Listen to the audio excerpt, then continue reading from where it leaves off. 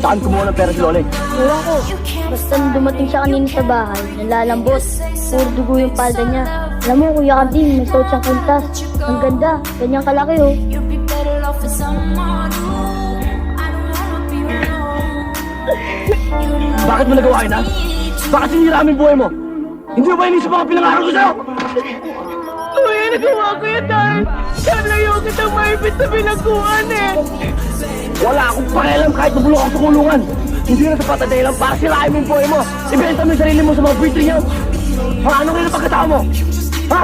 Isa ka na sa mga inayopak na yun. Hindi ba kabilit-piliin ako sa'yo na huwag ka lalapit kay Pando? Ha? Hindi mo ako pinakikyan? Kuya, nalayo kitang makulong. Kawawa naman yung mga batang umaasa sa'yo. Kawawa naman sila. Kaya ko ginawa yun, kuya. Libag! Ding, tawagin mo sa aling testa mga hilot, ha? Patingnan mo si Loling. Magdilensya ka ng pera para sa doktor. Ding, magdilensya ka! May asikasuhin lang ako.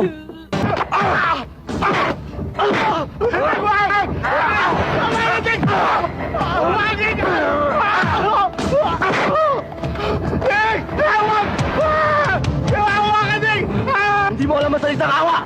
Naawa ka ba kay Loling? 15 anyos lang yun! 15 anyos lang yun! Ilang bata na sinira mong buhay, ha? Ha? Hindi pa ako nakakapatay! Ngayon lang, papuya ng mano kita!